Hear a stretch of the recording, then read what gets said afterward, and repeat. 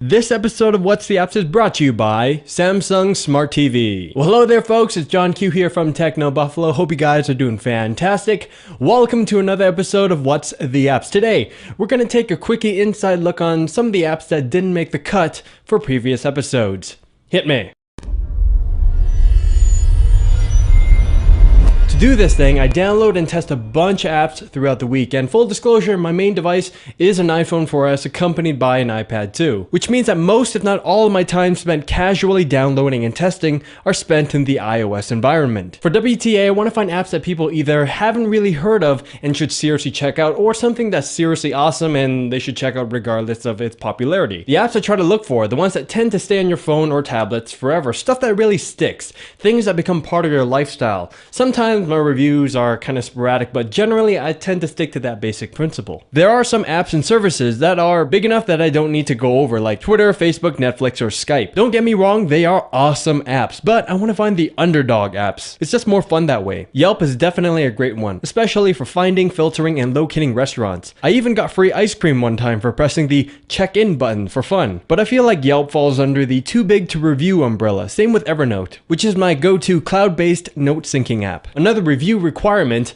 would be that the app should have relatively mass appeal. For example, like Yelp, the BlogTO app is absolutely fantastic. Likewise for the Green Pea app, but these apps are specific to a region, that being Canada, which means that folks outside of Canada would have no need for them. There were also some apps that would have been too difficult to film or produce properly. Two are ActionShot and SlowPro, both video recording apps. I haven't really gotten a chance to test them out too much, but to produce an episode, I need to get lots of interesting shots of the app in action, which is tricky because A, I'm alone most of the time, so filming a tree with ActionShot wouldn't be too interesting no matter how hardcore the tree may be, and B, holding a DSLR camera to film a phone that's filming something with lots of movement is just crazy hard. Another good example would be Runkeeper. I've used this app extensively when I was really into running, but like ActionShot, it would be tricky to film as I need to be jogging or running to show the app in action. Another running app I've tried was Zombies Run, which is a running app with a superbly amazing concept. It's basically a mobile RPG game where you play it by running in real life. The story is illustrated with voiceovers and sound effects, and there are audio cues that trigger when you say pick up items or when it's time to run because zombies are chasing you. I'm gonna tell you all about that after a quick shout out to our friends at Samsung for their smart TVs. Introducing Samsung's all new smart TV with smart interaction technology plus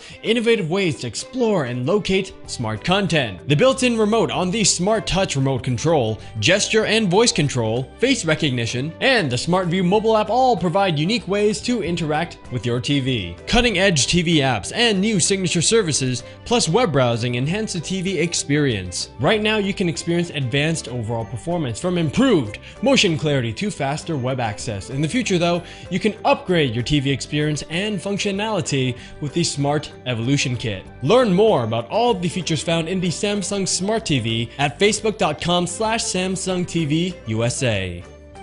I've tried Zombies Run for a few days and I couldn't handle it. It was way too intense for me. Personally, I get startled super easily and the voices pop out of nowhere. It's already bad enough that you're panting from your run, but this random guy all of a sudden screams at you. It's just too much. So I never finished it. Another app or game I never finished was Sword and Sorcery, recommended by our own Joey Davidson. Stunning environment, awesome music, but due to my lack of skill, I got stuck pretty early in the game, and in short, I gave up. An app that I picked up recently that I've been absolutely loving would be DJ. I have zero DJ experience and knowledge, but it's a blast learning how to mix songs together. This is one of the situations where I feel like the review wouldn't be as strong as I don't have enough experience to know what aspects of the app to look for. Plus, I think I suck at DJing. This one's not a typical episode, but I hope you guys enjoyed it nonetheless. This was John Q from Techno Buffalo. Thank you very much for stopping by, and I'll see you guys next time. Latest!